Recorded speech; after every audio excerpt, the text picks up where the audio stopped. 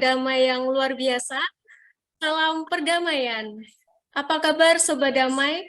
Semoga kita selalu sehat, bahagia, dan terus bersemangat. Di acara PISTOK 1, Magister Perdamaian dan Resolusi Konflik Universitas Gadjah Mada, dengan tema Peran Institusi Formal dalam Merawat Perdamaian di Provinsi Nusa Tenggara Timur. Hari Jumat, tanggal 17 Maret 2023, bersama saya Nadia Farayandita yang akan memandu acara ini mulai dari pembukaan, sambutan, diskusi, dokumentasi, dan penutup dari pukul 14 hingga pukul 16 waktu Indonesia Barat secara virtual. Sobat Damai, kami menyediakan virtual background. Mohon untuk seluruh peserta diskusi berkenan menggunakan virtual background yang sudah kami sediakan. Sobat Damai yang baik, link presensi akan kami bagikan di kolom chat untuk klaim e-sertifikat. Jadi ikuti terus acara ini sampai akhir, karena link akan dibagikan di sela-sela sesi diskusi. Sobat Damai pastinya sudah tidak sabar ya. Sebelum lebih dalam lagi,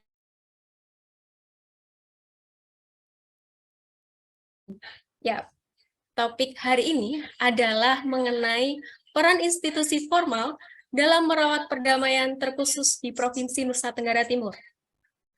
Berbicara mengenai merawat perdamaian dan upaya penanganan konflik secara damai, Magister Perdamaian dan Resolusi Konflik Universitas Gadjah Mada terus berupaya memberikan kontribusi aktif dalam pemikiran-pemikiran yang mutakhir untuk mengupayakan perdamaian yang berkelanjutan di tingkat lokal, nasional, maupun internasional. Salah satunya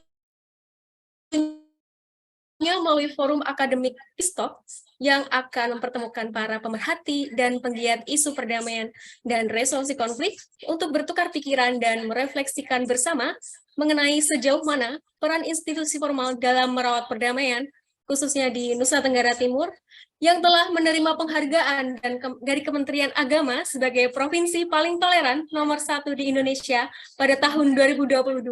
Mulai kita beri tepuk tangan atas pencapaian yang luar biasa. Baik, sebentar lagi kita akan memasuki acara inti, yaitu diskusi. Tetapi sebelumnya kita akan mendengarkan sambutan yang akan disampaikan oleh Mas Dodi Wibowo, MA PhD, selaku Ketua Jaminan Mutu Magister Perdamaian dan Resolusi Konflik. Kepada Mas Dodi, kami silakan. Baik, selamat siang. Assalamualaikum warahmatullahi wabarakatuh. Salam kebajikan, namo buddhaya, dan Om Swastiastu. Teman-teman, terima kasih sudah bergabung di acara PISTOK MPRK yang pertama ini sejak MPRK berdiri sampai di tahun 2002 sampai sekarang. Dari sekarang ini kita punya diskusi bulanan gitu ya, dan semoga ini bisa menjadi diskusi yang akan rutin dilakukan. Terima kasih untuk inisiatif dari teman-teman MPRK, terutama yang berada di angkatan 2022 yang menginisiasi diskusi bulanan ini.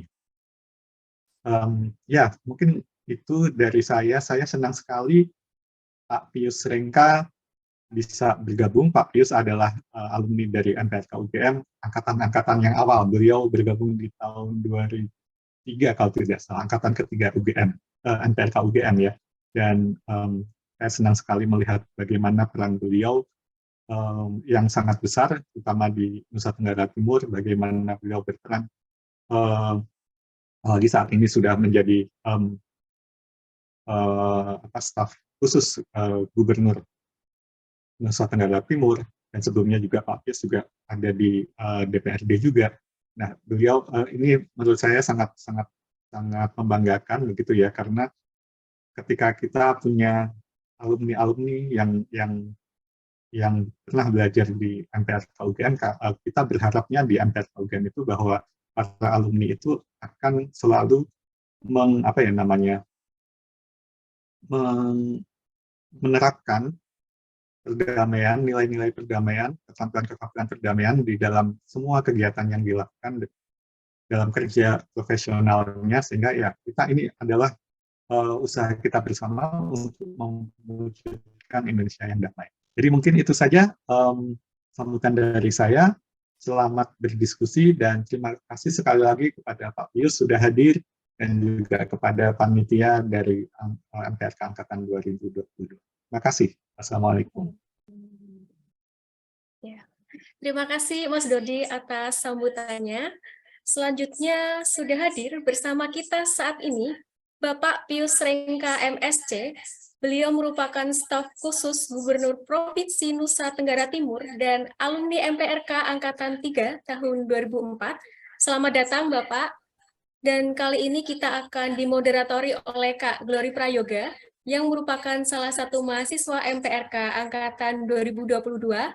Terima kasih sudah hadir dalam acara Peace Talk kali ini. Kepada Kak Glory Prayoga, waktu dan tempat kami silakan. Oke, terima kasih Kak Nadia atas kesempatan yang diberikan. Selamat siang para audiens dan selamat siang Pak Pius. Terima kasih sudah hadir pada acara diskusi pada siang hari ini. Saya boleh minta Pak Pius untuk buka kameranya supaya kita bisa berkenalan lebih akrab begitu. Sudah. Oke, terima kasih Pak Pius. Nah, tema yang diangkat pada diskusi kali ini adalah peran institusi formal dalam merawat perdamaian di NTT. Pada dasarnya, merawat perdamaian adalah tindakan yang harus dilakukan secara terus-menerus karena kita tidak memahami dinamika atau fenomena yang terjadi dalam masyarakat yang bersifat konfliktual itu. Maka dari itu, MPRK UGM sengaja membuat forum diskusi seperti ini untuk mendiskusikan mengenai nilai-nilai perdamaian agar nilai-nilai perdamaian itu dapat tersampaikan ke seluruh kalangan sehingga kita tetap menjaga Indonesia yang damai dan sejahtera. Nah, saat ini kami mengundang narasumber yaitu Pak Pius Rengka. Dari pengalaman beliau sudah sangat aktif di bidang akademik maupun praktik dalam menerapkan isu-isu perdamaian atau menjalankan tugas-tugas beliau di pemerintahan maupun di NGO atau pekerjaan profesionalnya lain. Dan ketika kita melihat pengalaman beliau, kami merasa bahwa beliau adalah salah satu tokoh yang sangat tepat untuk menerangkan isu ini di depan Bapak Ibu sekalian. Nah, untuk itu, tanpa berlama-lama lagi, saya memberikan waktu dan tempat kepada Pak Pius Rengka untuk mempresentasikan materinya. Dipersilakan, Pak. Oke, keluarkan dulu itu. Oke, baik ya ini ya. Saya langsung mulai dari sini aja ya. Ya, baik. Saya tidak perlu lagi dari setnya laptop. Oh, ini dari situ aja. Silakan. Baik, oke. Saya diajak oleh teman-teman adik kelas saya untuk ya mempresentasikan satu isu tentang peran institusi formal dalam merawat perdamaian lintas. Saya menambah satu kata lintas sekat ya. Dan pasti ada argumennya itu mengapa lintas sekat. Oke, saya slide pertama lanjut. Oke. Ini peta ini selalu saya pakai di mana-mana karena memang tidak berubah. Nusa Tenggara Timur luas wilayahnya dan jumlah pulaunya juga tetap sama dan jumlah manusia hanya bertambah dan etnik, suku, agama masih tetap dari sejak sudah agak lama. Lanjut.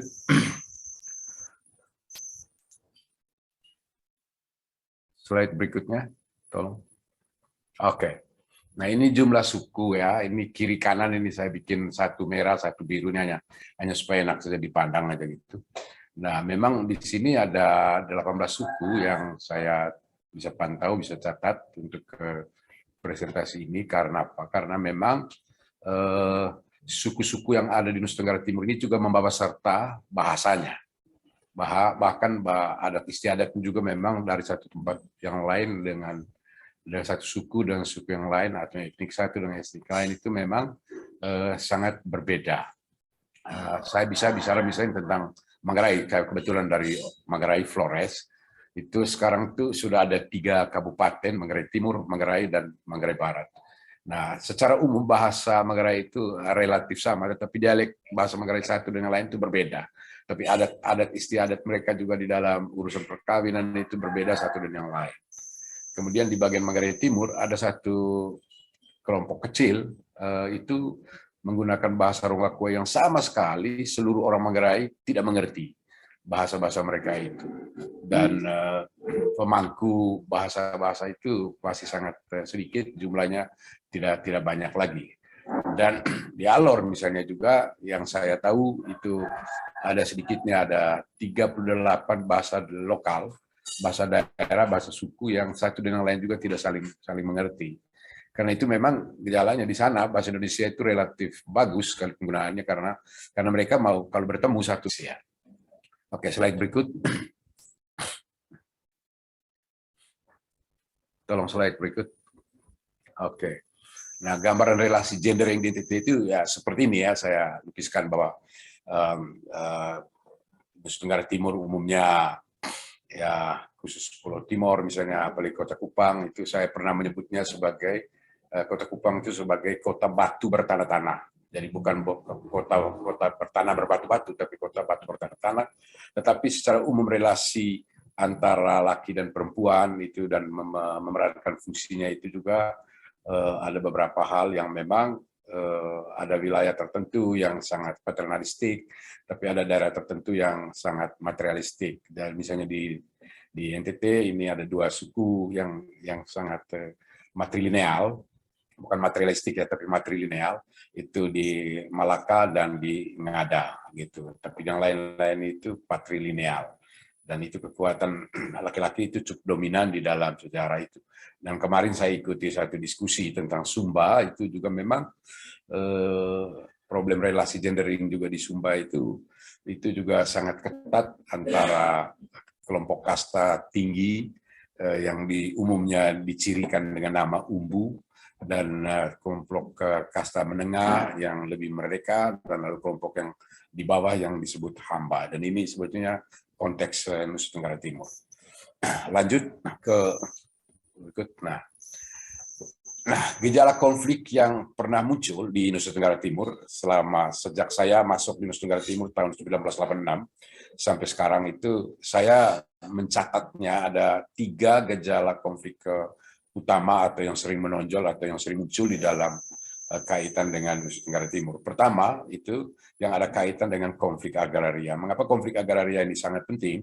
Itu dia tidak hanya berbicara tentang tanah permukaan sebagai wilayah garapan petani dan peternak, tetapi juga ada kaitan dengan isi yang ada di tanah atau bumi atau lokasi di Nusa Tenggara Timur.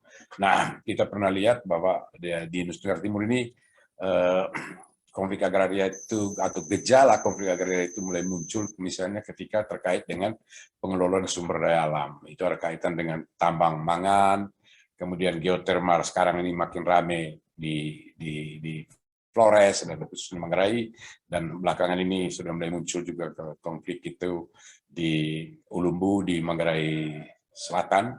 Kemudian itu ada kaitan juga tanah-tanah komunal, kepemilikan tanah komunal, misalnya juga sekarang terjadi di Labuan Bajo ketika mulai masuk investasi dan yang begitu banyak, dan lalu kemudian banyak orang mulai mengklaim tentang kepemilikan tanah, dan saya kira itu akan menyimpan masalah juga. Kemudian juga pabrik semen ya di Manggarai Timur itu kan sampai sekarang juga ditolak oleh masyarakatnya, dan kemudian pengusahanya juga dia akan memilih untuk tidak melanjutkan pabrik semen itu. Nah, kira-kira itu yang ada hubungan dengan gejala konflik agraria, karena kalau saya menyebutnya konflik agraria, maka itu sudah menjadi pertarungan, sudah menjadi dia mempunyai hubungan dengan cerita tentang konflik berdarah seperti itu. Kemudian yang kedua, konflik etnik itu yang ya paling banyak atau sering terjadi itu ya memang konflik antara etnik Alor dan Sumba itu nyaris terjadi tiap tahun sebetulnya. Itu konflik antara mahasiswa itu di Kota Kupang, itu wilayahnya itu di daerah Wesapa, itu kalau perjalanan ke arah timur ke arah TTS itu wilayah tempat para mahasiswa kos itu, karena di situ ada kampus Undanak, ada kampus Universitas Kristen, Arta Wacana, kemudian di situ juga ada sekolah tinggi manajemen di situ, lalu ada politeknik, ada politani di situ kumpul, lalu kemudian ada juga Universitas Katolik Widya Mandira ada di situ. Jadi ada tempat berkumpul bertemunya beberapa etnik ada di situ. Kemudian konflik agama dan Kristen versus Islam itu pernah terjadi tanggal 30 November tahun 1998. Itu sebetulnya tersulut oleh konflik Ambon pertama kali terjadi sebelumnya, dan kemudian peledakan gereja di seluruh tempat di Jawa, dan saya kira sudah ada buku yang ditulis diterbitkan oleh LIPI Jakarta, dan kebetulan buku ini saya dapat dan saya pernah menulis resensinya di majalah Tempo, ya. Jadi saya mengerti bagaimana peristiwa itu terjadi di bulan November tahun 1998, dan pada saat yang sama saya masih jadi anggota DPRD Provinsi Nusa Tenggara Timur pada waktu itu. Lanjut. Nah, kalau kita belajar tentang konflik dan perdamaian itu di kelas kita di sekolah pascasarjana khususnya MPRK itu selalu dijelaskan oleh para dosen kita bahwa kasus-kasus lokal itu selalu ada hubungan dengan konteks global, nasional, dan lokal, ya, jadi selalu ada hubungan. Nah, kalau di konteks lokal, umumnya kita lihat pada masa-masa yang lalu dan juga sampai sekarang itu kan memang fakta perdamaian yang tak pernah tergapai, khusus di kasus Asia, ya.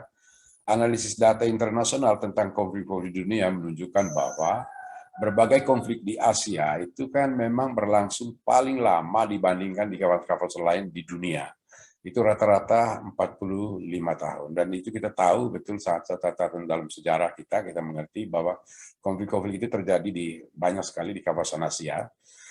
Dan saya kira belakangan yang paling seru dan paling menggelisahkan dan juga pengaruh opininya itu sampai ke wilayah Nusa Tenggara Timur, paling tidak di kelompok-kelompok yang saya sering melakukan interaksi itu ketika Taliban menguasai wilayah Afghanistan, dan itu selalu Taliban itu imajinasinya itu dengan unsur-unsur agama dan politik di dalamnya. Kemudian itu kalau di kawasan Asia ini konflik ini terjadi di dalam batas-batas negara, bukan antar negara, ya. Gitu. Kemudian seringkali ada konflik lama yang muncul kembali karena tidak pernah tertangani secara tuntas. Ya. Sebetulnya kasus Tutsi dan Hutu misalnya itu karena ada pengelompokan antara wilayah di satu wilayah lokasi area tanah tertentu, tetapi juga terkait tenaga kerja atau birokrasi yang didominasi oleh satu etnik tertentu. Nah, ini hasil masukan dari Asia Foundation tahun 2013. Lanjut.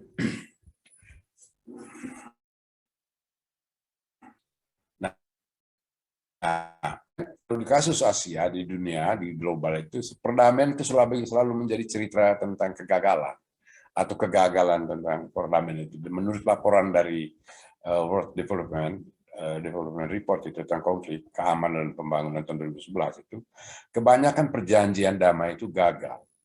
Kemudian konflik itu bangkit lagi beberapa tahun kemudian, dan hampir seluruh dari semua konflik itu terjebak kembali dalam kekerasan. Kekerasan ini berarti kekerasan berdarah. Kemudian perdamaian terjadi secara serentak. Nah, konflik berlangsung tertentu yang seiring dengan kekerasan.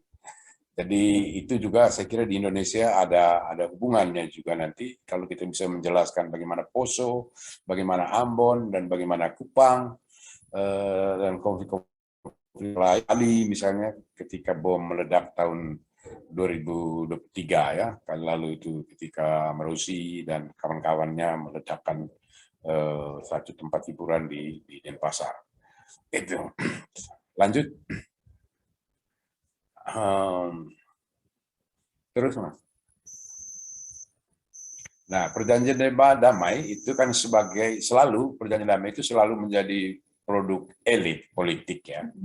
Perjanjian damai merupakan kesepakatan antara elit tentang aturan main, distribusi kuasa, dan proses politik yang menata hubungan antar negara dan masyarakat. Jadi selalu menjadi keputusan elit itu pengalaman Asia pada umumnya.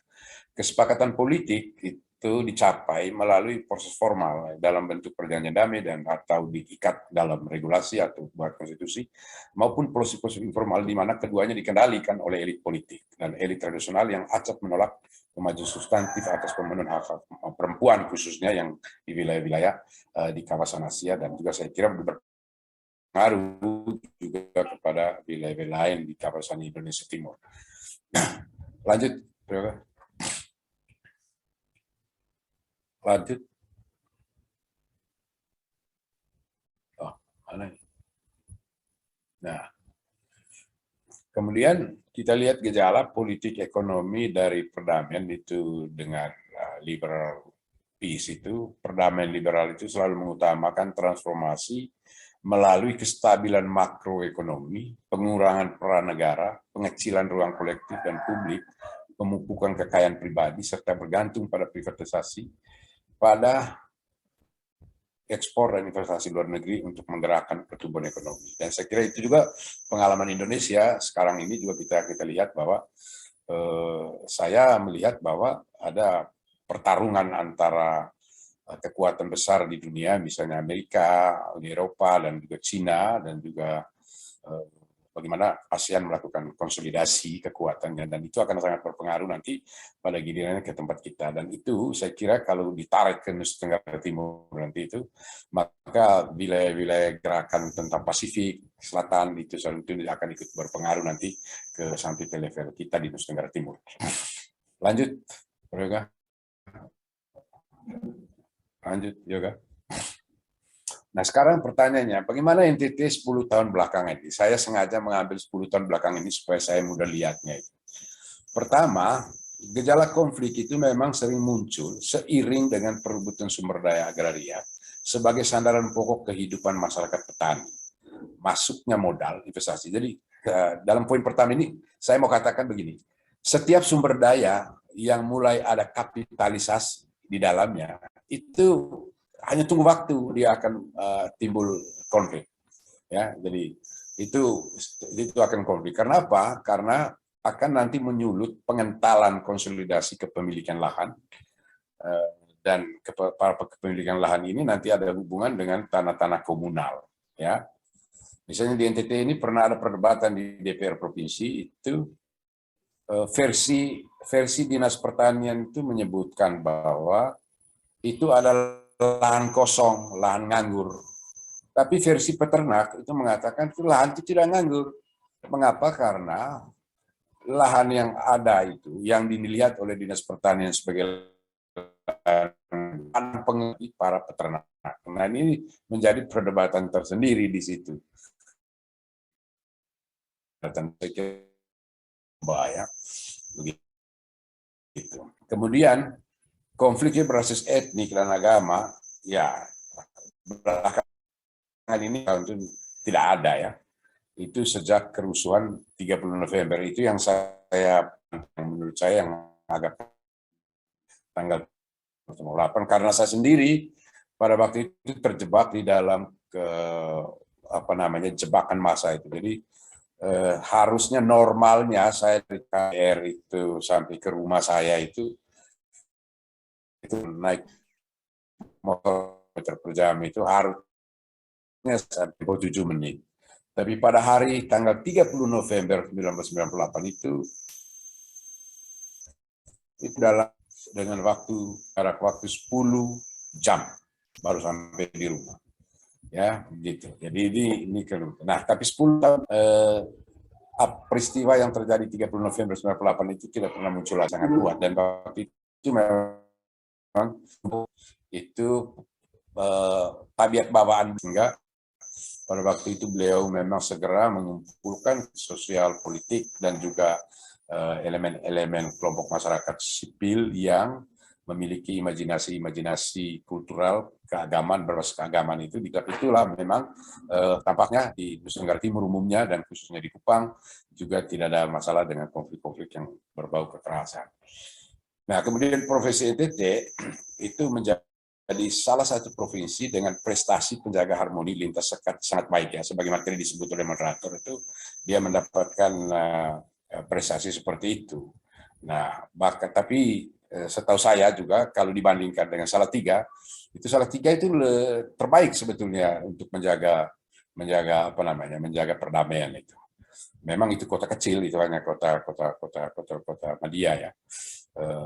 Itu kota Salatiga. Tetapi kalau kita bandingkan dengan provinsi NTT yang luas ini, tentu memang bukan satu perbandingan apple to apple. Tetapi saya hanya mau menunjukkan bahwa bagaimana juga Salatiga bisa menjaga harmoni, menjaga perdamaian relasi di antara masyarakat itu sendiri. Nah, saya kembali ke poin yang pertama. Saya hanya berpikir bahwa kasus-kasus Labuan Bajo belakangan ini memang sudah mulai menunjukkan tanda-tanda yang menurut saya bisa dia pecah menjadi konflik yang terbuka manakala tidak sanggup dilakukan konsolidasi yang tabiatnya kultural dan juga mungkin struktural. Begitu. Lanjut.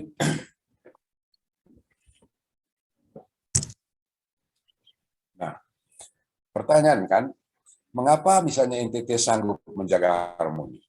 Saya dalam pengalaman saya, karena saya sering terlibat di dalam berbagai kelompok itu, saya melihat bahwa ada 3 hal yang membuat NTT ini sanggup menjaga perdamaian itu. Pertama, lembaga-lembaga sosial yang berbasis agama, baik itu Katolik, Protestan, Islam, Hindu, itu rutin menyelenggarakan pertemuan, itu bekerja sama dengan pemerintah, CEQI, Badan Provinsi Sosial. Nah, saya kebetulan lama sekali menjadi ketua Forum Pembauran Kebangsaan, jadi saya tahu betul persis apa yang dibicarakan dan apa yang sedang dilakukan. Tiap kali misalnya ada gejala di tempat lain, terutama di Jawa, dan Jawa menurut saya kan itu pusat penularan konflik sebetulnya dalam banyak urusan itu di Jawa.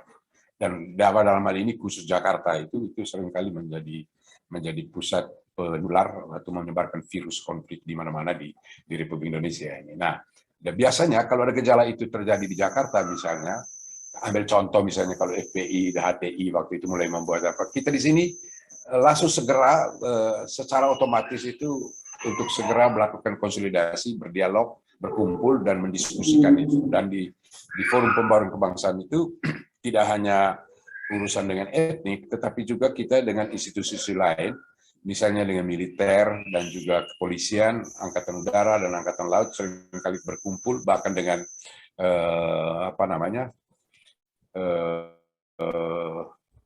badan-badan intel ya, yang milik angkatan darat punya itu di Kupang. Seringkali kita berkumpul.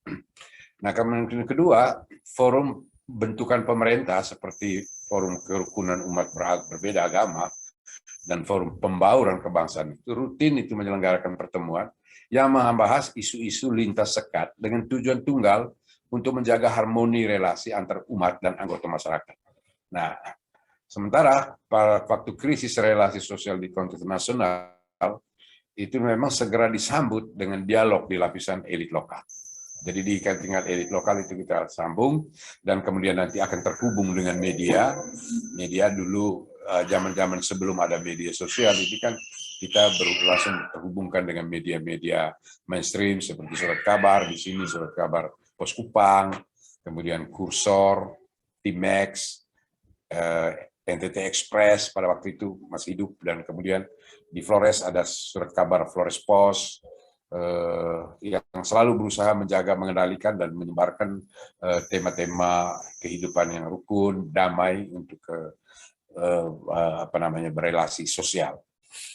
Dan biasanya di dalam pertemuan seperti itu kita selalu berbicara bahwa NTT ini sudah miskin, itu jangan berkelahi lagi, itu sudah cukup, itu tidak perlu lagi tambah dengan perkelahian baru. Lebih baik kita urusan-urusan yang ada kaitan dengan menyelesaikan masalah. Orang sekali kedaerahan itu juga mengkonsolidasi diri melalui penguatan kapasitas kelompok kedaerahan. Jadi memang di Kupang ini khususnya itu hampir semua kelompok etnik itu punya organisasi kedaerahan. Orang Manggarai punya itu ada berapa ende begitu nagekeo lah terus apa itu, tapi memang kedaerahan ini mengkonsolidasi selalu dalam rangka pembicaraan tentang ya bagaimana memperkuat ekonomi kelompok, bagaimana solidaritas kelompok, dan bagaimana membangun relasi dengan kelompok-kelompok lain agar kita bisa menjadi satu saudara yang sangat kuat. Jadi kelompok organisasi kedaerahan ini anggotanya itu selalu lintas agama, bahkan lintas partai politik, ya, lintas partai politik. Ya, saya boleh singgung juga beberapa, misalnya di dalam kerangka pemilihan wali kota atau gubernur di masa depan itu kan organisasi-organisasi yang sifatnya kedaerahan itu juga membahas, tetapi seringkali ada anggota kelompok di organisasi kedaerahan itu dipilih untuk menjadi kandidat, tetapi pada saat yang sama kandidat yang satu dan yang lain itu berbeda aliran di dalam kerangka memilih partai politiknya. Dan tetapi itu dilihat sebagai suatu hal yang jenaka saja, sebagai suatu yang lucu-lucu saja, dan tidak sampai berakibat pada kekerasan-kekerasan politik. Lanjut, saya kira itu sudah mau terakhir sudah. Lanjut. Nah, penutup ini saya mengutip dua kalimat Latin ya, yang selalu saya suka mengutip yang begitu-begituan itu karena itu selalu menjadi sumber inspirasi gerakan-gerakan atau tingkah laku sosial dan juga berpikir dalam kehidupan kita. Itu orang Latin itu menyebutnya amicus optima vitae possessum. Sahabat adalah kekayaan yang paling baik dalam kehidupan. Sahabat. Orang yang tidak punya sahabat itu menurut saya kalau dia tidak sedang mengidap sakit jiwa ya pasti dia ada kelainan yang luar biasa. Kemudian yang kedua itu alter ego est amicus. Sahabat adalah diriku yang lain. Dan saya kira itu dalam kuliah filsafat resolusi konflik itu kan ada ajaran dari Paul Ricoeur itu ya. Oneself as another itu kan dia punya beda dengan ajaran misalnya si Carl Smith ya. Itu kan itu kan dia distinguo ergo sum. Jadi musuh itu adalah manusia saya. Siapa yang berteman dengan musuh saya, maka dia adalah siapa yang memusuhi musuh saya, dia adalah teman saya. Seperti itu kan tapi saya kira kayaknya untuk lebih cocok ke pendapat Paul Ricoeur itu oneself as another, diriku sendiri adalah orang lain, atau yang dikenal juga oleh Levinas yang menyebut bahwa ya, orang lain itu lain, dan kalau Anda mau mencintai orang lain yang memiliki kelainan, maka Anda juga akan dilihat sebagai orang lain yang memiliki kelainan, dan karena itu harus menjaga relasi yang damai. Saya kira begitu saja pengantar saya. Saya lihat di sini di dalam forum ini ada juga dosen pembimbing saya Pak Wilson Terik. Saya kira dia juga bisa memberi kesaksian juga bagaimana Nusa Tenggara Timur. Terima kasih. Selamat sore. Terima kasih Pak Pius atas pemaparan materinya, sungguh sangat luar biasa. Dan untuk saat ini kita akan masuk sesi diskusi. Mungkin dari para audiens ada yang ingin menanggapi atau menanyakan, bisa saya persilakan untuk 3 penanya di termin pertama. Silakan. Apakah ada yang ingin bertanya atau menanggapi?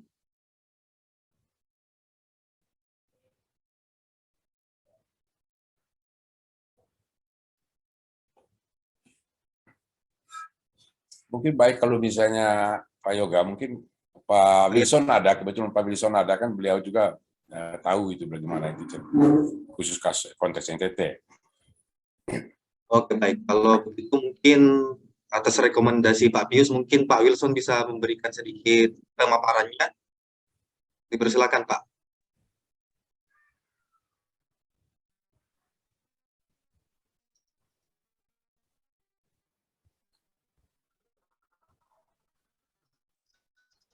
Atau Pak Wilson tidak ada, Le? Oh, ada, masih ada. Silakan, pimpinan.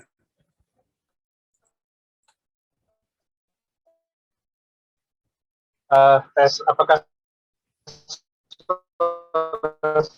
bisa didengar?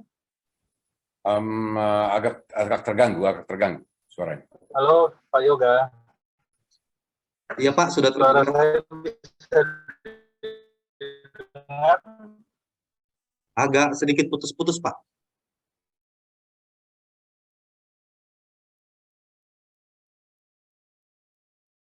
Agak sedikit putus-putus Pak.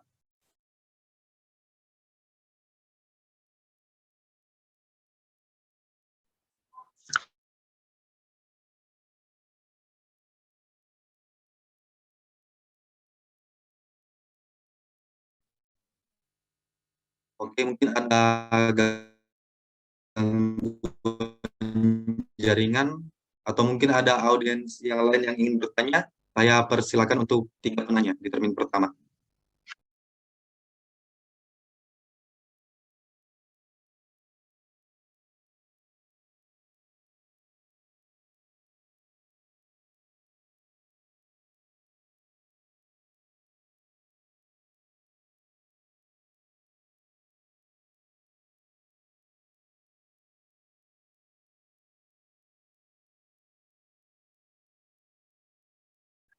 Apakah ada yang ingin bertanya?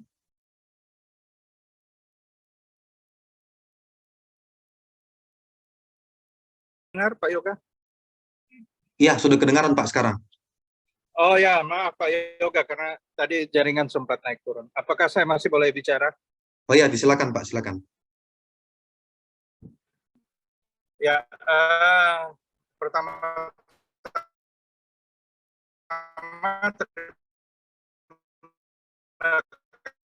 kasih kepada Pak Yoga dan teman-teman dari, sekali lagi profesi juga untuk Pak Pius yang sudah menyampaikan beberapa peristiwa penting, terutama di tahun 1998.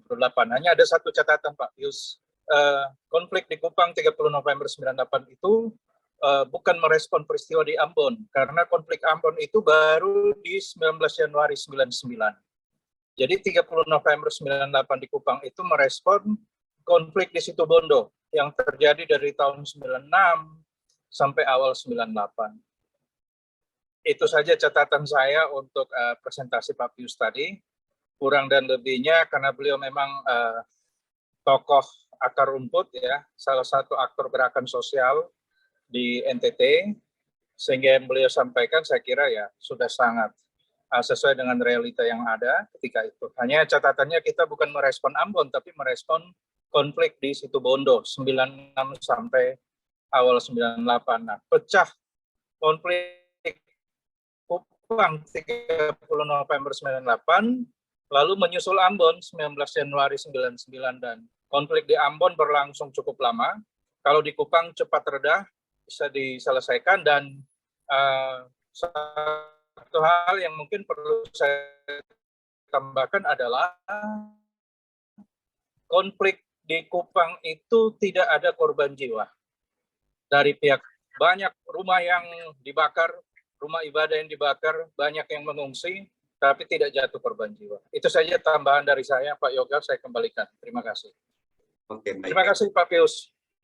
Terima kasih Pak Wilson. Terima kasih Pak Wilson. Jadi saya juga sendiri agak sedikit ingin bertanya kepada Pak Pius dari pemaparan materi dari Pak Pius tadi. Nah, kalau kita melihat fenomena Kupang ini kan, dalam beberapa waktu terakhir ini kan kita banyak seperti kasus-kasus yang di Pulau Komodo itu ada beberapa konflik pariwisata di sana. Kira-kira bagaimana sih cara pemerintah untuk menangani konflik-konflik seperti itu di sana? Apa ada langkah-langkah strategis khusus yang dibuat oleh pemerintah seperti kebijakan khusus kepada masyarakat untuk mengatasi konflik terbuka, atau bagaimana kira-kira, Pius? Baik ya, khusus Pulau Komodo ya, saya kira begini. Awal mula kan Pulau Komodo itu, tentang pendapatan Pulau Komodo itu, provinsi itu mendapat 3% dari keuntungan yang diperoleh untuk menggemukkan PAD-nya kan gitu. Lalu datanglah Gubernur Victor Leskodat. Dia menyerukan dan mengatakan bahwa Pulau Komodo ditutup, gitu kan. Dan saya kira pada waktu beliau mengucapkan itu, reaksi masyarakat tidak hanya Nusa Tenggara Timur, tetapi juga sampai Jakarta itu bereaksi, gitu kan. Dan ya banyak sekali ucapan, kata-kata dan tulisan yang menyebutkan bahwa gubernur itu tidak tahu hukum, tidak tahu prosedur dan mengapa dia menutup itu. Nah, setelah saya kebetulan orang di dalam dan saya menanyakan kepada gubernur itu, apa sebetulnya itu opsi yang mau dicapai itu. Beliau mengatakan bahwa sebetulnya target yang dia mau sampaikan itu kepada pemerintah pusat itu adalah agar NTT mendapatkan 10% dari perolehan keuntungan yang diperoleh dari Pulau Komodo. Lalu dia juga menyadari bahwa yang bakal bereaksi pertama nanti dari Jakarta itu adalah Menteri Kehutanan Lingkungan, yaitu Siti Nurbaya. Dan Siti Nurbaya kita semua tahu itu datang dari Partai Nasdem, oke? Dari Partai Nasdem. Nah, saya ikuti pembicaraan mereka atau isi pembicaraan mereka pada waktu itu.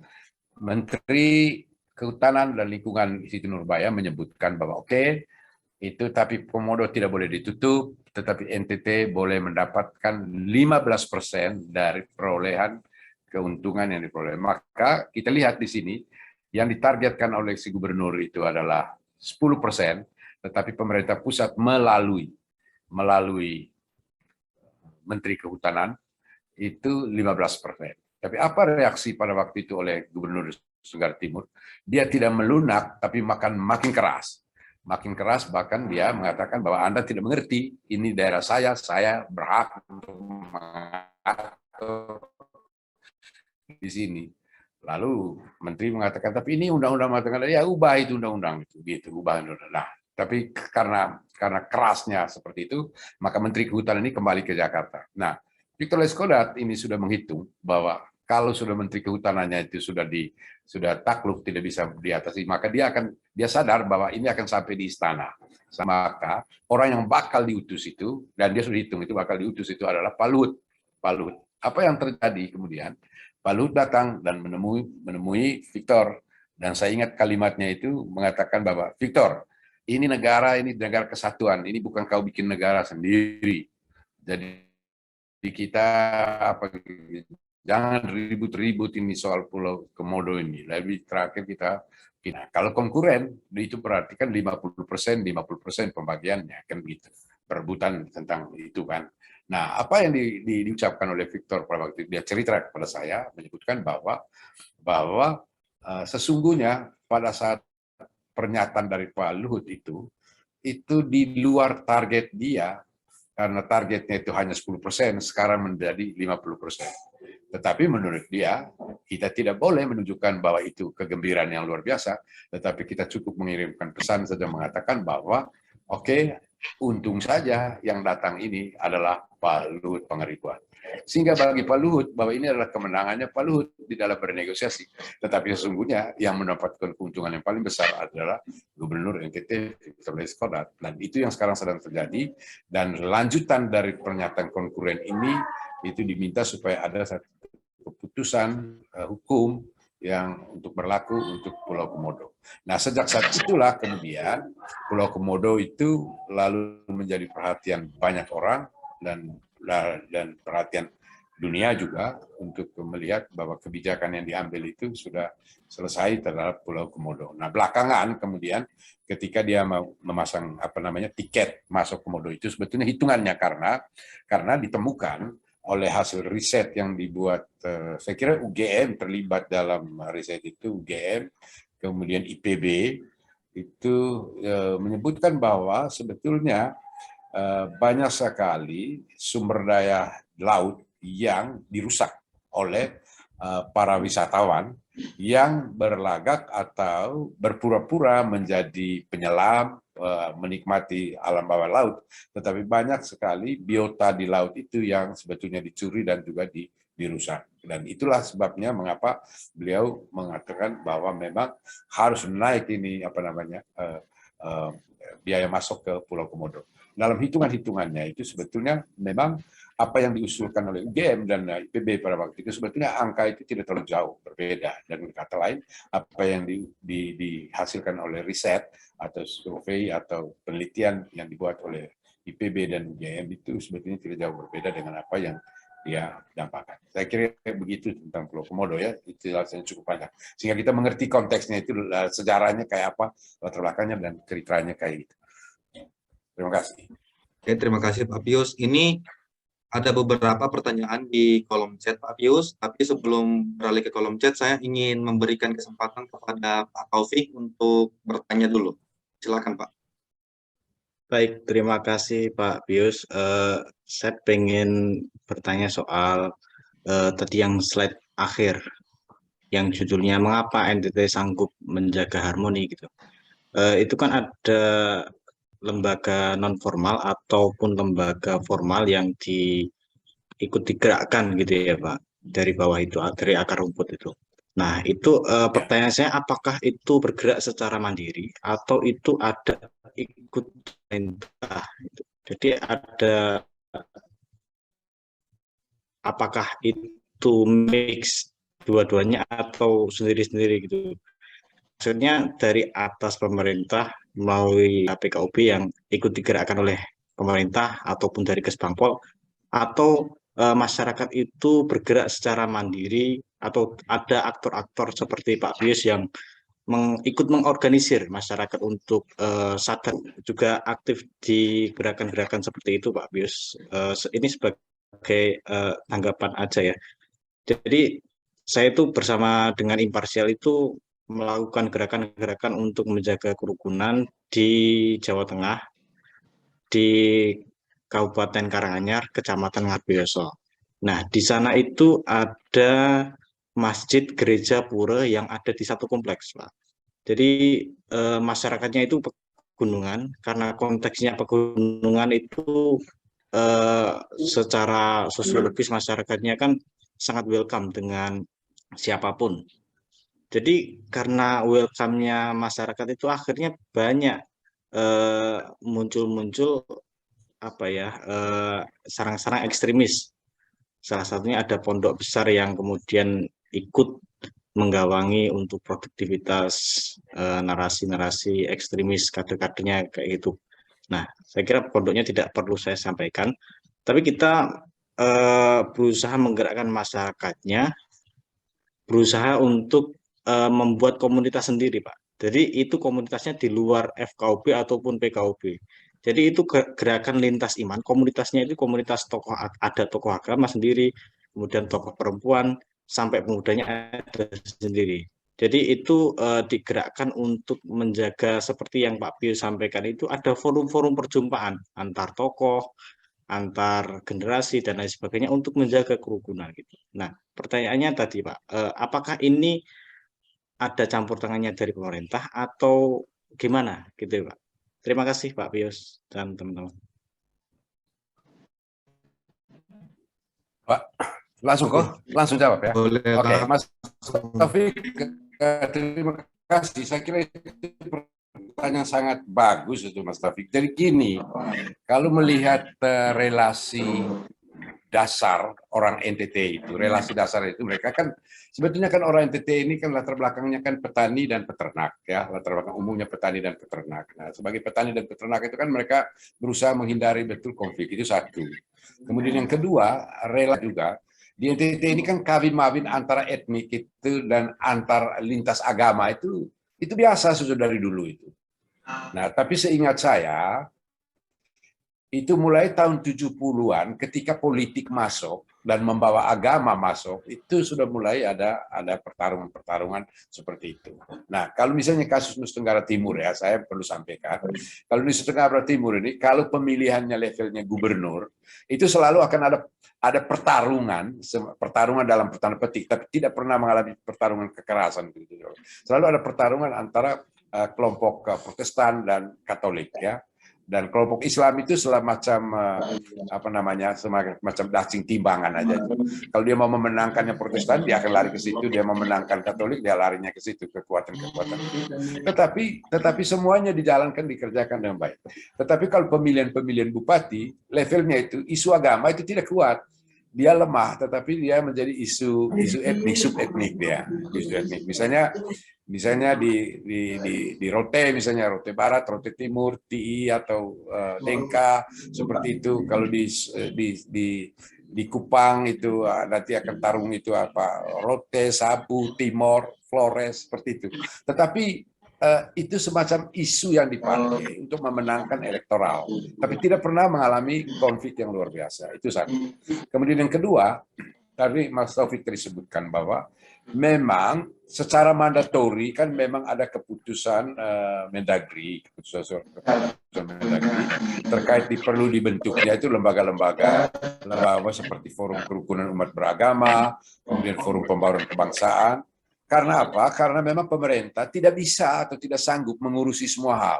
Dan karena itu masyarakat sendiri itu muncul dengan itu. Nah, di FPK misalnya, saya ketua, itu memang selalu yang dijadikan anggota di dalam Forum Pembaruan Kebangsaan itu adalah ketua-ketua kelompok dari setiap etnik, ya, etnik Sulawesi, etnik Jawa, etnik Padang, Batak, etnik Bali, kemudian etnik Flores, Rote, Sabu, itu ada semua, dan di situ dibicarakan seluruhnya itu apa namanya, tentang apa yang terjadi. Yang sering kali dibicarakan itulah pertama itu kaitan bahwa ada perkembangan lain di luar sekarang ini, yang terutama di Jawa, ya, terutama di Jawa itu kita perhatikan konflik tadi. Sebenarnya catatan dari Pak Wilson tadi itu saya kira berterima kasih untuk itu. Memang selalu rembesannya itu ke wilayah-wilayah, ke daerah-daerah, ya. Tetapi konflik-konflik yang sifatnya keagamaan itu saya kira khusus kasus Nusa Tenggara Timur itu kan itu baru muncul tahun 90-an atau lebih dulu lagi kalau di dalam politik itu mungkin tahun 70-an, ya. Tetapi yang sampai kekerasan itu nyaris tidak ada. Itu satu. Yang ketiga itu bahwa ikatan-ikatan kelompok masyarakat di lapisan bawah ini, masyarakat itu memang ada kesadaran yang sangat kuat di mereka karena kulturnya memang kultur yang senang daripada harmoni. Dan umumnya saluran kekerasan yang telah diciptakan secara kultural itu sudah mengalir ke tontonan-tontonan atau yang sifatnya kultural, ya. Misalnya caci di Bagara itu kan itu cemeti, ya, dan itu bisa berdarah. Kalau bisa kena anak mata, ya anak mata bisa keluar gitu. Tetapi orang itu tidak bisa dendam hanya karena urusan caci itu selesai. Karena itu sebetulnya kekerasan itu disalurkan tidak ada lagi kekerasan yang berada di luar di tempat lain itu. Kalau orang kalau berkelahi biasa, tarung itu kan biasa. Tetapi yang sifatnya etnik atau subetnik atau berbasis agama atau ideologi politik itu nyaris tidak ada. Saya melihat bahwa Nusa Tenggara Timur itu punya kesanggupan untuk itu karena setting kulturalnya memang menginspirasi mereka untuk tidak lalu berlarinya ke konflik. Terima kasih. Oke, baik Pak. Di sini saya akan membacakan ada 2 pertanyaan di kolom chat, ya Pak Pius, mungkin nanti bisa langsung ditanggapi keduanya. Yang pertanyaan pertama adalah bagaimana dari Bapak Fritz Banu Naik. Pertanyaannya adalah bagaimana konflik pemerintah dengan pemilik lahan di Desipa, Pak Babu, dan mohon penjelasannya Pak. Di mana? Di Sika? Di Besipae. Oh, Besipae. Besipae itu gini, ya. Nanti saya minta juga Om Wilson juga bisa tambahkan, ya. Tapi saya tahu. Jadi gini, Pak, masih ada satu pertanyaan lagi yang mungkin bisa lanjut dijawab. Bagaimana konflik pemerintah dengan pemilik lahan di Besipae, ya? Oke, itu dulu. Kemudian, saya coba Besipae dulu, ya. Nah, Besipae itu dulu proyek pada waktu Orde Baru. Dan waktu itu gubernur Ben Boy. Lalu pada waktu itu rakyat itu tuan tanah itu menyerahkan tanah itu, saya lupa dia punya luasnya itu. Tapi pada waktu yang sama itu saya masih jadi dosen di Unwira, dan sekaligus menjadi wartawan. Pada waktu itu saya menjadi wartawan prioritas, itu koran sebelum Media Indonesia, sebelum Metro milik Surya Paloh. Jadi saya ikut melacak bercerita seperti itu. Memang pada awalnya itu mau kan, dan itu gagasan-gagasannya itu muncul di mana ada keterlibatan pemerintahan Orde Baru dan hal ini Soeharto. Kemudian yang kedua, kemudian akan ada kerjasama dengan Australia. Tapi kepemimpinan Ben Boy itu selesai 10 tahun dan kemudian perlahan-lahan ditinggalkan. Dan datanglah pemerintah gubernur yang namanya Pak Fernandes. Konsentrasi untuk mengurus itu Sipai tidak semaksimal sebagaimana konsentrasi yang begitu kan oleh Ben Boy. Kemudian bupatinya gitu kan, itu berlangsung aman. Kemudian datang gubernur berikut itu, kemudian konsentrasi perhatian itu tidak serius dan sorry saya ulangi, untuk melakukan inseminasi ya, buatan apa di situ tuh untuk sapi itu. Dan itu berjalan damai kerjasama dengan Australia. Tapi kemudian ini proyek itu tidak dilanjutkan. Pak Pitalo juga sudah tidak lagi bupati, kembali ke sini, masuk Kupang, kemudian dan itu semua terjadi. Nah, sejak Pak Fernandes itu kelihatannya urusan ke Sipai itu tidak cukup serius lagi ditangani.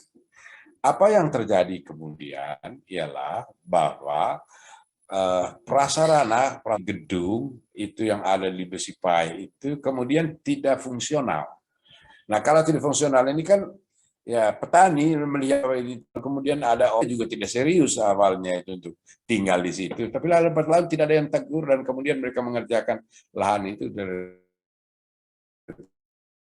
sampai kemudian gubernurnya adalah Pak Leburai pernah masuk untuk berusaha menertibkan ini, tetapi mendapat resistensi yang sangat kuat dari orang-orang yang sudah tinggal di lahan itu, menggunakan lahan itu. Nah, datanglah Pak Victor ini. Pak Victor ini dengan misi yang sama untuk menertibkan seluruh lahan yang dianggap sebagai milik pemerintah atau milik negara. Antara lain itu Besipai mulai ditertibkan. Jadi masih ada beberapa tanah-tanah milik pemerintah. Juga ada beberapa misalnya lokasi tanah yang Bandung, di Jogja itu juga memang masih ada gangguan terhadap mereka-mereka yang telah mengambil manfaat dari tanah itu satu hal. Kemudian ada juga temuan yang ditemukan bahwa sebetulnya mereka yang juga menggunakan tanah itu dulu itu juga menyelesaikan atau menghabiskan masalah hutan atau kayu-kayu hutan, misalnya kayu merah, pohon cendana dan macam-macam, dan untuk kepentingan ekonomi mereka. Nah, ketika ini diambil alih oleh pemerintah, tentu saja itu mereka yang mengalami yang okupan lagi. Versi pemerintah disebut okupan, versi rakyat itu disebut itu milik mereka, kan begitu, itu selalu terjadi pertarungan seperti ini. Nah, mereka juga sudah terlibat sebetulnya di dalam bisnis kayu, bisnis ternak dan yang lain-lain seperti itu. Nah, ketika ada penertiban begini, itu terjadi resistensi yang sangat kuat. Nah, sampai sekarang ini juga menurut saya masih ada anasir-anasir konflik kecil yang akan muncul di sini, sehingga pemerintah itu mulai membangun konsentrasi, dan di sana pemerintah itu berencana untuk membangun pompa bensin di situ, kemudian membangun kebun di situ, dan mereka yang pernah tinggal di situ itu diberi lahan 800 meter persegi untuk kegiatan ekonomi dan rumah tangga mereka. Begitu. Kira-kira itu yang saya tahu ya. Lain halnya itu gitu. Nah, lalu ada pertanyaan berikut itu tentang apa ya? Tentang pendidikan formal ya. Iya, pendidikan mungkin formal. ada hubungan dengan dengan apa ya. Jadi gini, memang ya kalau pendidikan formal itu, mohon maaf saya memang tidak ikuti dari dalamnya ya. Tapi saya hanya mau omong dari kampusnya saja ya. Di kampus ini kan kalau kampus Unkris sama Universitas Katolik Widya Mandira, Undana itu kan ya rebutan mereka ini kan hanya rebutan jadi dekan, menjadi ketua jurusan dan apa yang lain-lainnya. Yang lain-lain itu di luar itu tidak ada. Dan menularkan ajaran perdamaian itu kan memang itu ajaran ilmu pengetahuan, dan saya kira itu dihayati. Jadi mahasiswa yang ada di situ itu datang dari latar belakang kultural yang memang sudah damai. Mereka masuk juga di universitas itu dengan ya dinamika tertentu untuk perebutan dari ketua senat, ketua macam-macam itu kan pertarungan, dan menurut saya itu adalah sejenis latihan-latihan berdemokrasi yang diciptakan di dalam kampus. Tetapi sampai konflik berdarah itu setahu saya itu selama saya ada di Kupang sejak tahun 86 itu saya kira tidak ada. Terima kasih, kira-kira seperti itu, Kak. Iya, Sylvester Siliteka. Dipersilakan. Silakan, Pak Sil. Silakan, Pak. Ya, selamat sore. Mohon maaf, apakah bisa didengar ya? Bisa, Pak. Oh iya. Perkenalkan, nama saya Sylvester. Mohon izin, saya bertanya kepada Pak Pius Rengka selaku staf khusus Gubernur Provinsi NTT, Pak. Kait pemaparan yang disampaikan tadi, saya ingin menanggapi sekaligus bertanya terkait peran dari organisasi kedaerahan tadi. Cukup menarik buat saya karena organisasi kedaerahan yang berbasis komunal ini kan biasanya mereka memperkuat in-group feeling-nya ya. Artinya justru dia bisa memperkuat in-group yang bisa mempertajam perbedaan dengan kelompok lain. Ini yang kemudian bisa mengakibatkan konflik ya. Sehingga saya mau bertanya itu memang bagaimana peran organisasi berbasis komunal ini dalam memperkuat atau merawat perdamaian sesuai tema webinar kali ini. Itu yang pertama. Yang kedua yang ingin saya tanyakan, bagaimana pendapat Bapak terkait yang saya tahu pasti banyak sekali peranata-peranata adat yang digunakan sebagai resolusi konflik di NTT sini. Saya ingin bertanya terkait salah satu daerah Adonara yang salah satu budaya adatnya itu kan perang tanding, Pak. Kalau setahu saya, perang tanding yang menurut adat dianggap wajar untuk menyelesaikan sebuah konflik. Artinya perang tanding ini dilakukan sebagai upaya mencari kebenaran, siapa yang benar, siapa yang salah dalam suatu permasalahan. Yang saya tahu biasanya permasalahan terkait tanah ya, seperti itu. Nah, ini bagaimana pendapat Pak Pius selaku staf khusus gubernur terhadap ada budaya-budaya di NTT yang memang dalam praktiknya menurut saya agak sedikit mengakomodir kekerasan ya dalam menyelesaikan konflik ini. Seperti itu, Pak. Terima kasih. Baik, Ade Sylvester, begini ya, saya bukan karena jadi staf khusus saya berpikir tentang perdamaian, tetapi saya memang punya tabiat sejak lama untuk melakukan hal-hal seperti ini. Saya kebetulan memang selalu diajak atau diundang oleh teman-teman organisasi kedaerahan ini dari banyak tempat di Nusa Tenggara Timur ini. Saya selalu diajak diundang itu. Memang yang paling menonjol di mereka itu sebetulnya kan membangun organisasi kedaerahan ini di dalam rangka kompetisi intelektual satu. Kemudian yang kedua itu juga dalam kerangka mereka melakukan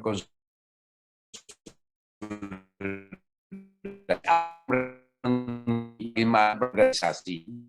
Nah, saya sering kali juga diundang misalnya di dalam kerangka membuat latihan pendek tentang jurnalisme itu kayak apa, latihan menulis itu kayak apa, itu sering kali juga saya diajar seperti itu, atau bagaimana membuat satu organisasi kelompok agar organisasi itu bisa beradaptasi dengan kelompok-kelompok lain. Jadi memang opsio fundamentalis atau pilihan mendasar mereka itu sudah sejak awal memang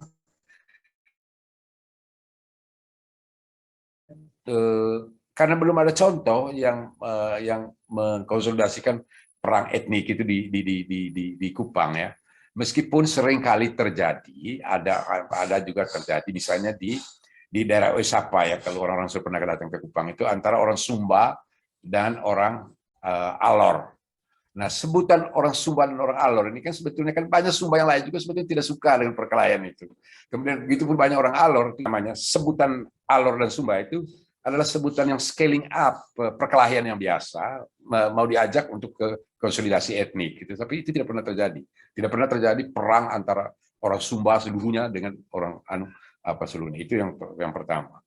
Yang kedua tentang Adonara. Dalam sejarahnya memang Adonara, saya kira sudah ada risetnya, ada disertasi yang ditulis oleh satu teman kita namanya Carlos Kopomedan, itu untuk mendapatkan gelar doktornya di Undip itu memang proses itu adalah soal tanah di Adonara. Nah, konon memang kata Adonara itu akarnya itu mulai dari adudara. Jadi memang untuk itu mereka lalu. Nah, tapi itu terjadi sudah sangat lama, sudah sangat 50-an tahun lalu gitu. Dan memang masih ada sisa satu kasus tanah di Adonara Timur kalau tidak salah ya. Saya sudah datang ke sana, dan saya tanya mereka ya memang tanah yang mau direbutkan itu sepotong, dan selalu tanah itu berurusan dengan harga diri manusia. Itu selalu seperti itu. Dan bagi orang Adonara memang harga diri itu sangat ditempatkan dengan sangat tinggi, dan sampai elit-elit intelektualnya itu justru tidak masuk ke situ. Mereka justru ikut membahas cerita-cerita seperti itu. Saya kira begitu yang terjadi, dan gejala yang sama seperti itu bisa terjadi di mana saja. Kasus kalau masalah tanah di petani itu ya memang begitu, akan terjadi perebutan. Itu tadi yang kira tadi saya sebutkan juga di slide itu, tanah komunal itu kemudian menjadi bergeser, dia menjadi konflik. Itu kalau sudah ada kapital yang masuk. Jadi kalau ada investasi masuk, dan itu harga tanah mulai terjadi. Nah, kasus Labuan Bajo misalnya, itu sama. Labuan Bajo itu, tanah-tanah di Labuan Bajo itu bisa dikenakan sertifikat Nobel di atas tanah. Banyak sekali sertifikat Nobel. Saya cari tahu siapa pemainnya. Pemainnya pertama adalah aparatus terhukum juga, main di situ. Kemudian aparat BPN itu ikut main. Kemudian ketiga calo. Kemudian keempat itu adalah calon pembeli tanah. Nah, calon pembeli tanah ini kan banyak orang-orang punya duit gitu. Nah, kemudian ada juga metode yang dipakai adalah kawin dengan orang di situ supaya bisa memiliki hak atas tanah di situ. Dan ini yang terjadi kemudian kita dengar kemarin itu kasus orang Italia yang kawin dengan orang Manggarai itu kemudian digugat karena dia tidak berhak untuk memiliki tanah di situ. Jadi saya selalu mengatakan bahwa di mana ada kapital masuk, pasti akan muncul konflik. Makanya saya menyebutnya ada gejala konflik. Saya kira akan terjadi juga hal yang sama nanti di Sumba nantinya ya. Karena di Sumba itu akan ada itu proyek besar, berskala besar itu nanti itu energi baru dan terbarukan, energi matahari, itu panas itu. Itu akan ada itu dengan dana yang cukup besar itu. Begitu. Saya kira begitu dia punya setting ya, setting kulturalnya begitu. Sehingga saya sendiri terlibat di situ. Saya di organisasi masuk itu ya ceritanya cerita dalam kerangka membangun capacity building organisasinya dan yang lain-lain. Terima kasih banyak, Mas Yoga. Baik Pak, selanjutnya kita mengarah ke kolom chat lagi Pak. Ini ada pertanyaan dari Elvi Farhati. Pertanyaannya seperti ini Pak. Setelah peralihan Orba ke reformasi di tahun 1999, terjadi pemisahan Timur Leste dari Indonesia. Apakah NTT pada waktu itu memiliki dampaknya? Dan kemudian apakah pada waktu itu juga NTT sempat terpengaruh ideologi dari Timur Leste atau tidak? Terima kasih Pak. Oke, terima kasih Yoga. Saya wartawan pada waktu itu ya. Jadi setelah pasca perang itu saya masuk di sebelum terjadi pemisahan saya sudah masuk. Saya masuk sampai ke Manututo, itu saya bersama wartawan Kompas pada waktu itu. Saya dengan Pak Rikat Wagun. Saya waktu itu di wartawan prioritas. Jadi saya masuk ke itu masih waktu tahun 87 saya masuk ke situ. Kemudian saya masuk lagi pada masa ketika pos kemerdekaan. Itu saya keliling itu Timor Leste. Implikasi yang paling besar untuk kasus pecahnya atau berpisahnya Timor Leste dengan Indonesia itu kan sebetulnya implikasi agraria. Mengapa implikasi agraria? Karena ribuan keluarga milisi itu yang masuk ke Timor Barat. Ya, masuk ke Timor Barat. Karena itu ada di Atambua, di Kepamenanu, di TTS, di Kabupaten Kupang dan Kota Kupang. Masuk mereka. Nah, bagi mereka-mereka yang punya pekerjaan pegawai negeri tadinya, itu mereka bisa diakomodasi masuk ke dalam kantor-kantor di kantor pegawai negeri. Tapi bagi petani, itu akhirnya mereka tinggal di wilayah-wilayah tertentu di Timor Barat. Dan saya pernah menulis itu di Bali Post dulu, tentang implikasi yang terjadi ketika Timor Leste pecah dan mereka masuk ke sini yang lain itu. Jadi implikasi agrarianya yang sangat menonjol. Karena apa?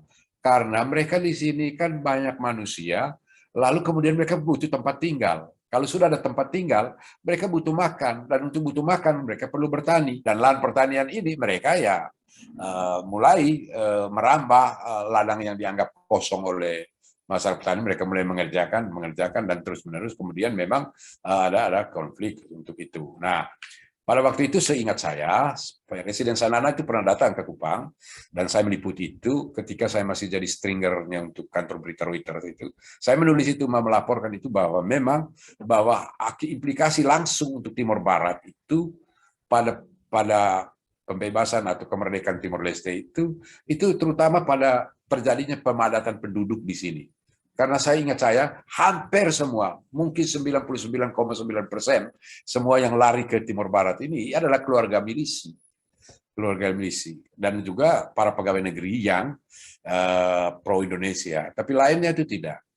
Tetapi selama saya di Timur Timur, saya keliling itu, saya hanya termasuk masuk di kelompok Fretilin dan macam-macam, itu memang gerakan-gerakan mereka mengusir dan memang mau melakukan pembalasan dendam. Tapi lambat laun, kemudian ketika kita masuk terus-menerus juga ke sana, dan saya pernah mengantar tokoh-tokoh milisinya pulang ke Timor Leste melalui jalur utara, jalur selatan ya, melalui Malaka itu ya, Betun itu ke sana. Itu saya terus sampai ke Kusi, bahkan sampai di di wilayah Gunung Mareleu itu saya pernah mengantar mereka. Dan setahu saya memang ada yang sudah pulang dan mereka diterima dengan baik, hanya mereka tidak mendapatkan posisi di pemerintahan, tetapi mereka kembali menjadi orang menjadi petani di sana. Tapi yang di sini khusus kasus Nusa Tenggara Timur itu implikasi ideologis itu tidak. Umumnya yang datang dari sana ini umumnya mayoritas itu kan mereka itu beragama Katolik. Mereka beragama Katolik dan mereka tetapi umumnya kelas menengah bawah mereka. Sementara kelas menengah atas itu pegawai negeri yang dipakai menjadi ya pegawai negeri di sini, kemudian kawin lagi juga di sini, kawin dengan orang Nusa Tenggara Timur, kemudian orang tua dari Nusa Tenggara Timur itu punya tanah, kasih mereka tanah dan lain-lain seperti itu. Tapi berapa banyak seperti itu butuh riset ya, saya kira seperti itu. Terima kasih. Baik Pak, ada satu pertanyaan lagi Pak dari Ibu Carolina, mungkin saya persilakan Bu untuk pertanyaannya.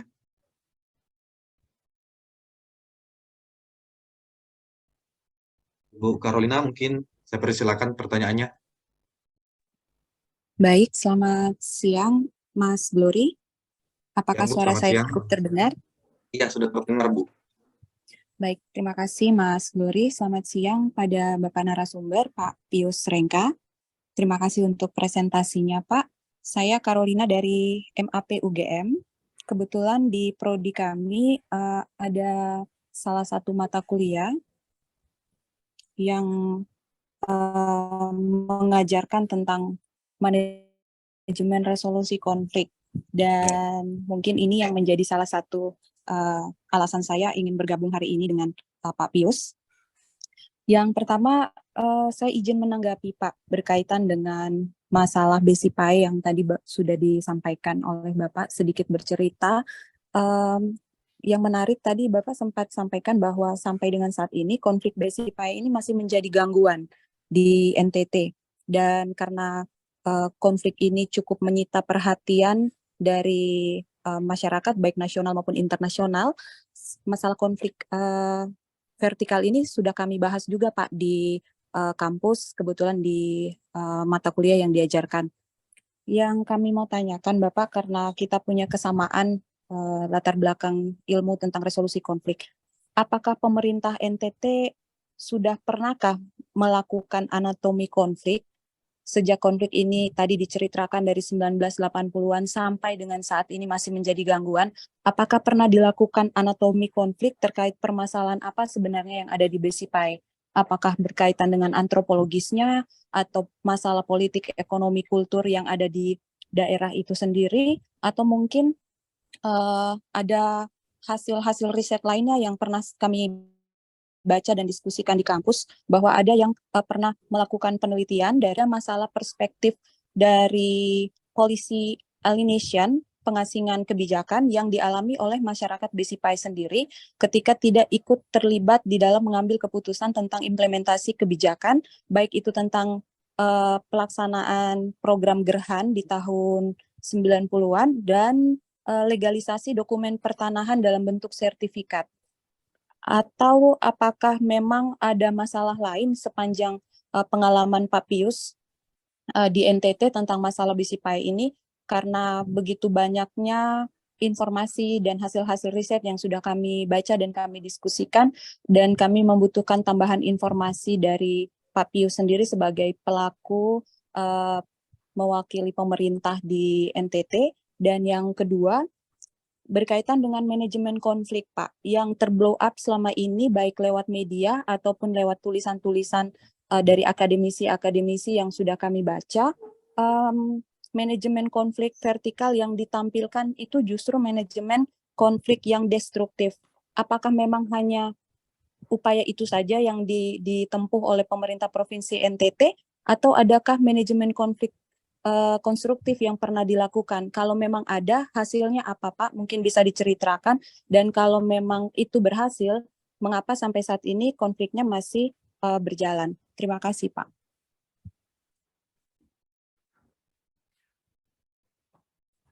Baik, ya, saya kira ini manajemen konflik ya. Saya kebetulan pernah dilibatkan satu kali. Saya dilibatkan di dalam pembicaraan dengan teman-teman di masyarakat di lapisan bawah, ya. Jadi di situ ada tuan tanah, tapi juga ada teman-teman yang menjadi orang yang katakanlah itu jadi korban karena mereka sudah tinggal di situ, ya. Lalu kemudian mereka yang harus diusir untuk itu. Nah, salah satu model resolusi pada waktu itu yang dikasih oleh pemerintah dan juga disepakati bersama itu ialah bahwa mereka yang sudah sempat tinggal di situ itu mereka mendapatkan lahan untuk garapan mereka dan sekaligus dengan rumah gitu. Jadi di konflik Besipai itu sebetulnya kan begini, ada elemen pemerintah di situ, kemudian ada elemen masyarakat adat tuan tanah, kemudian ada elemen masyarakat sipil itu LSM, ya. Kemudian di masyarakat sipil ini ada LSM, ada pers, dan kemudian ada juga elemen partai politik, ya, ada elemen partai politik, ya. Parpol itu yang kita temukan. Sekali saya ikut negosiasi itu memang itu dilibatkan itu beberapa elemen. Satu itu elemen negara. Nah, elemen negara ini kan itu ada merepresentasikan Gubernur Nusa Tenggara Timur baik dari pemerintah provinsi maupun pemerintah kabupaten TTS. Kemudian yang tidak ada memang di dalam negosiasi itu cerita adalah karena memang kita mendapatkan informasi bahwa sebetulnya orang-orang yang mengambil keuntungan dari Besipai ini adalah mereka-mereka yang selama ini menikmati misalnya ternak ataukah pohon kayu, ya, itu tetapi dengan masyarakat di bawah, di masyarakat sipil ini, pertama mereka yang terlibat yang dianggap korban itu ada masuk ke situ. Kemudian dari partai politik yang saya tahu waktu itu memang saya tidak perlu sebutkan partai politiknya, tetapi mereka memang memiliki kepentingan dengan kasus ini karena ini adalah kantong suara untuk elektoral, ya, itu adalah kantong suara untuk elektoral. Kemudian tuan tanah, dan ada tuan tanah di situ. Tuan tanah itu kita libatkan di situ. Pertama memang kan para tuan tanah itu resisten, bukan kepada pemerintah, tetapi resisten kepada para okupan atau sebutan okupan dalam tanda petik itu, kepada yang mereka kenapa? Karena tanah itu sudah diserahkan ke pemerintah untuk dikelola dan untuk kepentingan mereka. Kemudian para pendatang atau okupan itu yang tinggal di situ bukan pemilik tanah, tapi yang mengklaim pemilik tanah, tetapi mereka tinggal lama di situ dan cukup lama tidak diusir dari situ, kan sepertinya itu. Nah, mereka ini yang berkepentingan. Lalu juga teman-teman dari LSM, saya kira yang paling keras waktu itu yang mengatakan itu ini LSM yang ada urusan hutan ini apa? Lupa saya, sorry. Itu yang sebetulnya terjadi. Jadi itu yang saya pernah ada, yang saya pernah hadir di situ. Kemudian langkah berikut juga gubernur juga datang untuk berkumpul bersama-sama dengan mereka untuk bicara soal itu. Bahwa ini loh, ada loh bukti sejarahnya, ada loh pengakuan sejarahnya seperti itu. Nah, tetapi gangguan ini sampai sekarang ini memang tidak sekeras awalnya, tetapi saya dengar masih ada gangguan. Misalnya ketika pemerintah mulai membangun pondok-pondok atau rumah itu mulai diganggu untuk dilemparin, apa namanya, diancam untuk dibakar dan macam-macam. Tapi ya negara, karena dia negara mulai menggunakan kekuatan dengan menghadirkan misalnya aparat penegak hukum di situ, di lokasi dan segala macam. Dan itu tidak terjadi gangguan selama yang saya tahu. Tetapi memang saya sendiri berpendapat bahwa resolusi konflik dengan melibatkan semua pihak di dalam pembicaraan untuk menyelesaikan masalah Sipai itu, mungkin ada 1-2 unsur yang belum dilibatkan di dalamnya karena dianggap okupan dengan garis keras itu, karena mereka juga sendiri tidak mau terlibat. Kalau diajak untuk mau datang itu dia tidak mau hadir seperti itu. Itu yang saya tahu ya. Nah, kemarin itu kan proses awalnya itu negosiasi itu lebih banyak melibatkan badan aset ya, badan aset itu. Saya ingat itu Pak Sony Libing untuk melakukan pendekatan itu, dan sekali waktu saya sendiri terlibat di dalam melakukan negosiasi seperti itu, dan semua para pihak itu ingin didengar apa pendapatnya, lalu kemudian dirumuskan kepentingan bersamanya apa. Tetapi ada satu hal yang perlu digariskan, itu ini kan garis demarkasi yang sangat kentang itu, karena si pemerintah mengatakan itu tanah sudah diserahkan kepada mereka, tapi di bawah di pemakai itu mengatakan bahwa tidak mengakui tuan tanah. Nah, ini karena tidak mengakui tuan tanah ini, tuan tanah itu mulai resisten dan mau menggunakan kekerasan. Bahkan mereka minta, sudahlah pemerintah sudah terlibat, kami perang sendiri. Dan kita mengatakan tidak, itu tidak boleh, kita akan negosiasi. Dan caranya adalah memberikan bagian yang mereka perlukan untuk kepentingan pertanian dan peternakan. Bahkan pemerintah menginginkan supaya ternak yang mereka miliki, petani miliki itu juga akan sama-sama difasilitasi untuk dipelihara di lokasi yang sama. Kira-kira begitu dia sampai sekarang yang saya tahu ya. Yang saya tahu itu yang saya tahu. Yang paling keras kan kemarin protes itu ketika ada 3 ibu ya telanjang itu ya. Itu yang saya hadir waktu itu di situ. Saya hadir waktu itu. Terima kasih. Oke, baik Pak. Ini ada satu pertanyaan terakhir ya Pak. Ya. Akhir diskusi kita dari kolom chat, itu dari Ibu Nanda Seran. Pertanyaannya seperti ini Pak. Terkait permasalahan yang tadi disampaikan bahwa ada juga permasalahan di mana perbedaan pandangan dari Dinas Pertanian Provinsi dan masyarakat tentang lahan yang akan digunakan.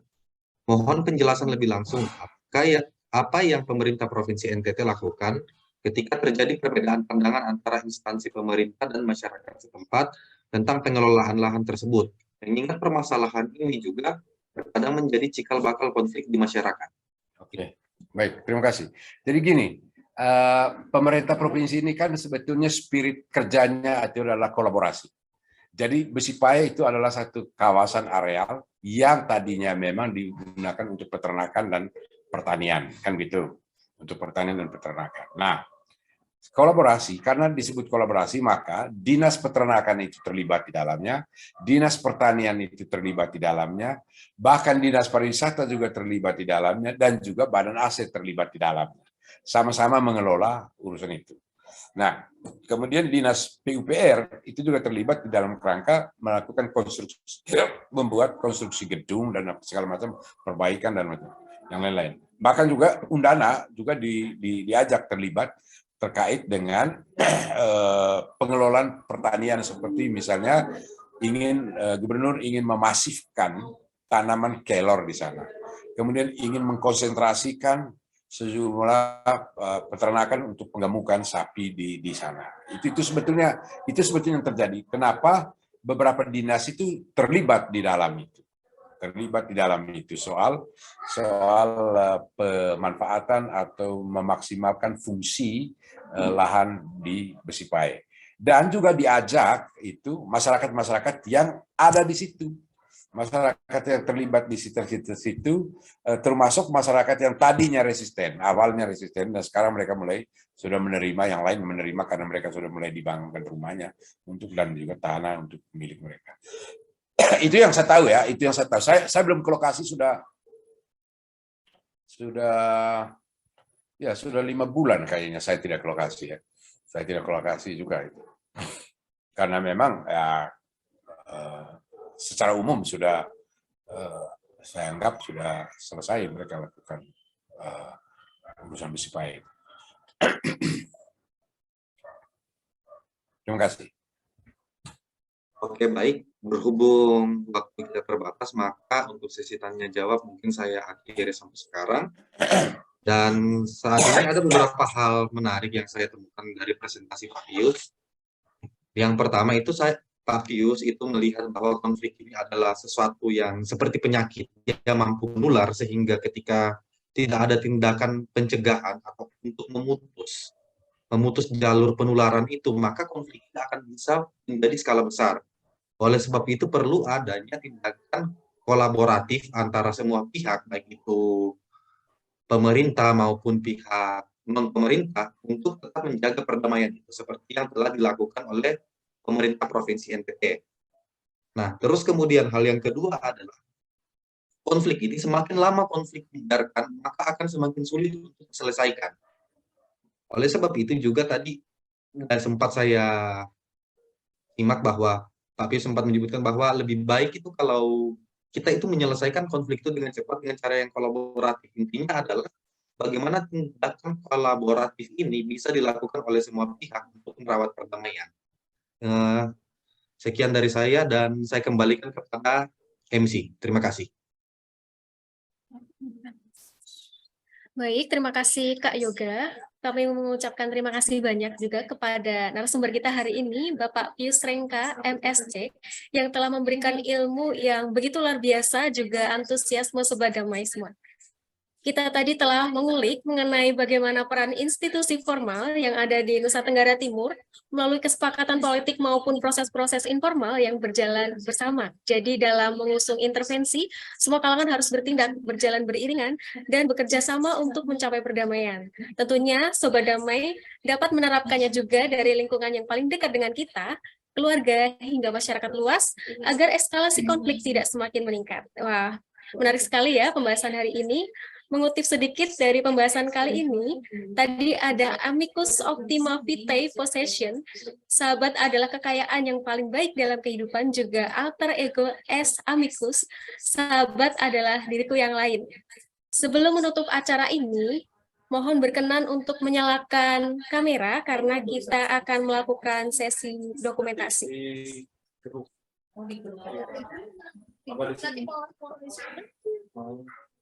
Enggak apa-apa Mbak di grup. Weh, Pak Dodi. Selamat ketemu Halo Pak Pius. Ya. Kita belum jumpa langsung. Ini jumpa virtual dulu.